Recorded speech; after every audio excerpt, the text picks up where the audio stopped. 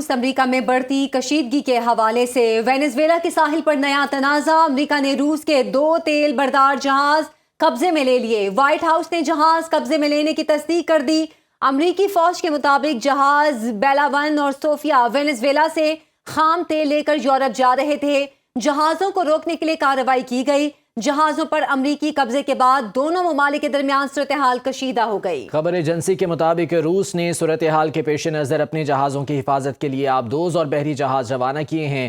2 امریکی حکام نے تصدیق کی ہے کہ روس نے بطور حفاظتی دستہ 1 آبدوز اور دیگر بحری جہاز بھیجے ہیں۔ روس نے امریکہ کی جانب سے تیل بردار جہاز کو قبضے میں لینے کے اقدام کو سمندری قوانین کی خلاف ورزی قرار دے دیا۔ روس نے سخت رد عمل دیتے ہوئے کہا کہ اقوام متحدہ کنونشن کے تحت کھلے سمندر میں سیلنگ کی آزادی ہے، کوئی ریاست دوسرے ملک کے رجسٹرڈ جہاز کے خلاف طاقت استعمال نہیں کر سکتی۔ امریکی اقدام بین الاقوامی بحری قانون کے منافی ہے۔ اسی معاملے پر بات کرنے کے لیے ہمارے ساتھ موجود ہیں ماہر بین الاقوامی امور ڈاکٹر سدرا سدوزئی صاحبہ اور ڈاکٹر ذوالفقار کاظمی صاحب۔ بہت شکریہ آپ دونوں کے وقت کا۔ سدرا سدوزئی صاحبہ، پہلے آپ کی جانب آنا چاہوں گا، یہ بتائیے گا کہ وینزویلا کے حوالے سے جو نئی پیش رفت سامنے آئی ہے، امریکہ نے وینزویلا کی سمندری حدود سے 2 تیل بردار جہاز قبضے میں لیے ہیں، کیا امریکہ کے اس ایکشن سے روس اور امریکہ کے درمیان تناؤ بڑھ گیا ہے؟ لیکن جیسے آپ نے ایک بہت امپورٹنٹ کنونشن کا ذکر کیا، میں اس کو تھوڑا سا ایکسپلین کروں گی۔ یونائٹڈ نیشنز کا ایک کنونشن ہے آن دا لا آف دا سی، اور اسی کا آرٹیکل 92 وہ یہ بات کہتا ہے کہ اوپن سی یا نو مین ٹیریٹری جس کو ہم کہتے ہیں، کہ جہاں پہ کھلے سمندر کے اندر اگر کسی قسم کے کوئی جہاز جا رہے ہیں تو سوائے اس ملک کے جس کا وہ جہاز ہے، کوئی دوسرا ملک انٹروین کر کے اس کو روک نہیں سکتا۔ پھر سب سے زیادہ امپورٹنٹ بات اس میں یہ ہے کہ اس جہاز کے اوپر روس کا اپنا پرچم موجود تھا۔ پھر امریکہ کا ٹیک اس کے اوپر یہ ہے کہ ہم نے چونکہ پابندیاں لگائی ہوئی ہیں اور یہ جہاز ٹریول کر رہا تھا، تو دیکھیں امریکہ کی جو پابندیاں ہیں وہ یونائٹڈ نیشنز کی طرف سے نہیں ہیں، وہ امریکہ کی تمام پابندیاں یونیلیٹرل پابندیاں ہیں۔ نہ یونائٹڈ نیشنز کا سیکیورٹی کاؤنسل اس کو ریکگنائز کرتا ہے، نہ ہی کوئی دوسرا ملک ان کو ریکگنائز کرتا ہے۔ اس وقت صورتحال یہ ہے کہ رشیا کی طرف سے بھی ایک بہت اسٹرانگ اسٹانس سامنے آیا، جس طریقے سے انہوں نے اپنی پروٹیکشن کے لیے چیزیں بھیج دی ہیں یہاں پہ۔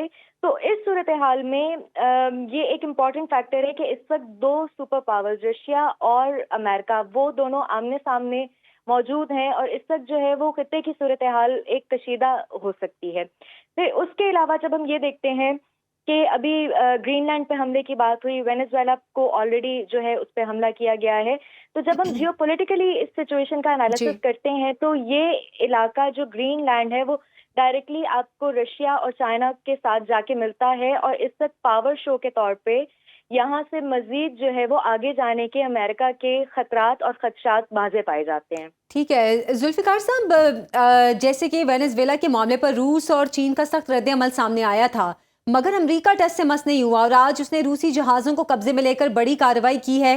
کیا ہم یہ کہیں کہ امریکہ اور روس کے درمیان ایک نئی کشیدگی شروع ہونے جا رہی ہے اور خطہ کسی بڑے تنازع کی طرف بڑھ رہا ہے؟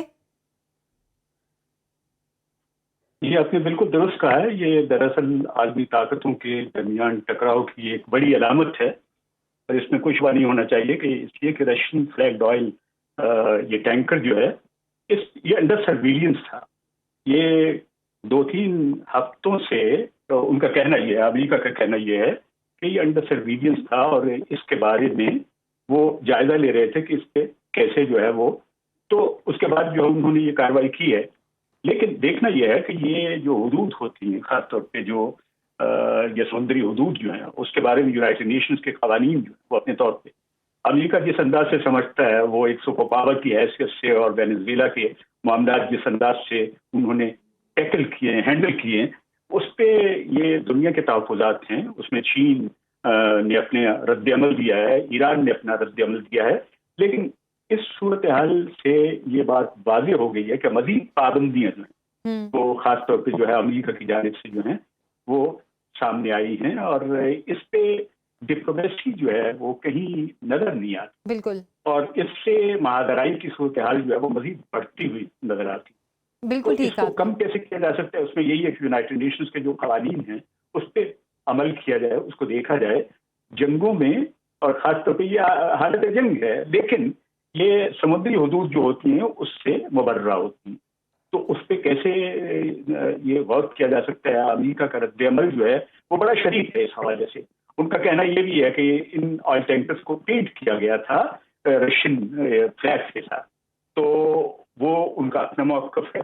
अब इस पे वज़ाहत जो है वो अमेरिका ही दे सकता है, या वो टैंकर जो इस वक्त जो है वो कब्जे में लिए गए हैं उस पे मज़ीद तहकीकात की जा सकती है। ठीक है, बहुत शुक्रिया डॉक्टर जुल्फ़िकार काज़मी साहब और डॉक्टर सिद्रा सदोज़ई साहिबा।